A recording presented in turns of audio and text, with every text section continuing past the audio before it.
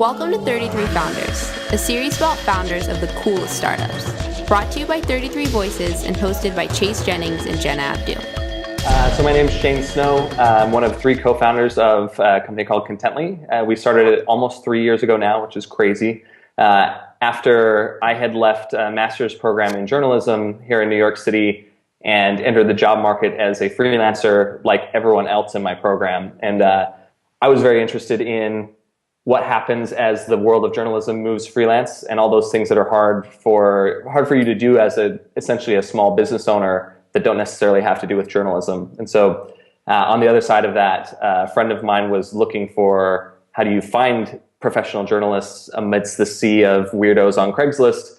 And so that's what Contently is it essentially started out as a way to connect professional journalists with people who cared about paying for professional quality work. And from there, it's turned into a much larger business than that. But my background and my interest in this essentially stems from my dream of being a journalist and writing for technology magazines like Wired and Fast Company and doing a lot of work for Mashable. So that's kind of where my passion for the craft lies, and sort of Contently became the opportunity to help other people who are doing the same stuff. It brings me to a perfect place. One of my best friends at school, biggest dream is to be a freelancer for Outside Magazine. Nice. What advice would you give her about how to use Contently to get there? So the very first thing is you want to create a professional presence for yourself. Whenever you apply for a job or you apply to freelance, the very first thing an editor will do is Google you. So you want to make sure that you own your first page of Google results, and that the very first thing, or at least one of the first things, is a very beautiful display of your work and your abilities. So the first thing you do on Contently is we have this free build your own portfolio system where you connect, your LinkedIn or your Facebook or whatever, and then you add all of your work that you've written for, if you're just starting out, it might just be for blogs or for your own properties, or it might be school stuff, or maybe you freelance for some places. But if you basically put in your name and then the websites you've written for, the magazines or whatever you've written for, we slurp in sort of all of your work from around the web, and then you can drag and drop and you can pick pictures and make it look pretty. And that thing that we've set up, essentially that build your own portfolio, is designed to make you look as good as possible. So if you have great stats, you have lots of social followers, or you have great publications, we'll put the logos and the stats sort of up front. And actually, in a couple of weeks, this portfolio system is about to get much cooler and much more customizable. So I would tell your friend, wait 2 weeks and then sign up and get a portfolio. But that's the first thing. You want to set yourself up to look good for whoever's going to be considering you. Then the second thing is, so most of Contently is two things, right? It's trying to empower freelancers to take care of all of the things that are difficult as a freelancer: finding work, getting paid, promoting yourself online, doing your own sort of SEO, so you come up in search, and the building a website and promoting yourself in the SEO. That's all taken care of in the portfolio. But for us to find you work, basically there's a million other journalists out there that are also competing for work. And so the best way to stand out is to work your way up to bigger and better stamps, I guess, of the publications you've written for. So at a certain point, if you've written for a major newspaper or magazine, then you can get into our network of our marketplace, where you can allow your profile to be searchable by publishers within Contently who would hire you and pay you sort of on the spot. Before you get to that point, if you haven't written for like a Wall Street Journal or something, then my advice would be work up step by step to those publications. I wrote a blog post actually for Medium not too long ago about what I did when I was first starting out, and I felt like I was a decent writer. I was at least working on that. And I really wanted to write for Wired magazine. And my process was I picked the sort of smallest blog that was a technology blog that I could think of, that I could find, that was sort of desperate for contributors. And I wrote a couple free pieces for them. As soon as I'd written like 3 stories, I went to the next tier up, did the same thing, and then I went to the next tier up. And in about 6 or 7 cycles, I was able to go to Wired and say, I've written for X, Y, Z, and all these other publications on the same topic. And an editor is usually willing to give you a shot if you're sort of one rung lower on the ladder, but not if you're 5. So if you're starting out, you got to sort of rapidly ladder up.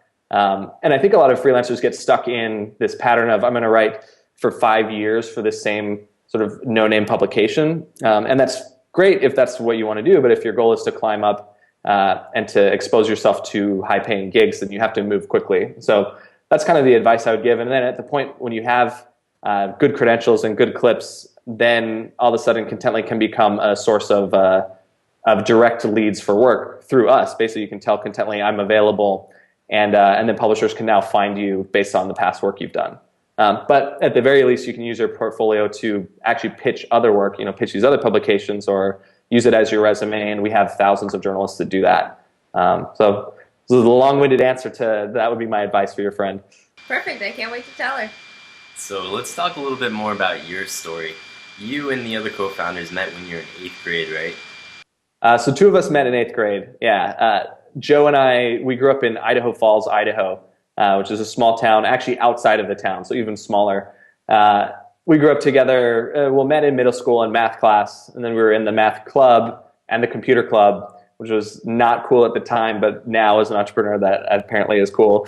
And so we became friends then, and throughout high school, Joe he did a whole bunch of stuff. As the internet was very new, it was the mid-90s, he somehow just generated money on his computer, and everyone in the school knew that he was the internet kid.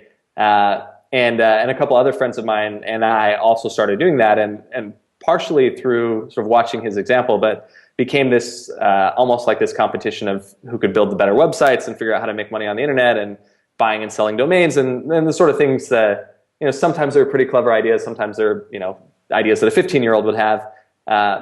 But as we graduated, we stayed in touch. We sort of went our separate ways, and then got back in touch as he was the one that had this problem of trying to find writers, and I knew writers who were trying to find work. Then the third co-founder, Dave, is one of these guys who is good at everything he does. And he'd been a programmer, he'd been a consultant, and then he went to law school. And then as he was finishing law school and he was finishing a business degree, he decided that he hated all of those things and he really loved programming. So he and I, we actually met on Hacker News, which is like a forum essentially where nerds share links, and we became friends and worked on some projects together. And so then when Joe approached me about this idea of, hey, I think there's this problem, it's hard to find journalists, and I sort of had the opposite problem, I said, well, I know the perfect guy to help us, and that's Dave. So I think again, this is a rambling answer to your simple question, but I think the thing for startup founders that is important, and that I feel like we're very fortunate in, is we all had history working together, and a lot of trust built up over years before we started this, which becomes really important when a startup is really bumpy. It's a roller coaster, and when hard things happen and you need to have hard discussions, having that trust first and foremost that the other person has the best intentions at heart, and that they are a good person, and that they're not going to betray you. And even if you disagree, you can still get along and work through it, is extremely important. I've seen a lot of companies that have started around the same time as us have issues with sort of not knowing each other, and is simply not having the trust, even if they're both good people. And I think we lucked into that. And it's also great to be able to stay in touch with your friends from across the country by working and building something together. So how have things really changed since you guys created Fungrams? I mean, did you ever think you'd be doing this, or are things fundamentally the same? I mean, a lot's changed, a lot's different. Taller, longer hair. Joe has always been a really brilliant sort of business. I don't want to say opportunist in sort of a negative term, but he's very good at spotting opportunity in business, and he's still that guy in the company. It's interesting. I think for a long time, we actually collaborated on a lot of projects long distance throughout the years after high school, and I was kind of his designer. And he was always had these harebrained schemes, and so this time, us going together on this harebrained scheme of our own and being partners, dynamic, but it's a great one because I'm comfortable working for him, he's comfortable working with me, and now we have a partnership, and there's that trust. It is weird though, knowing that Joe turns 30 this month, I'm turning 29, and literally 15 years ago we were making computer games in the computer club, and it's weird to think about that. So half my life we've been working together. That's kind of crazy. That's awesome. In your guys' manifesto at Contently, you say great stories make ideas stick. How do you apply that mantra to both your professional and your personal life? What makes ideas meaningful to you? This is one of my favorite questions. I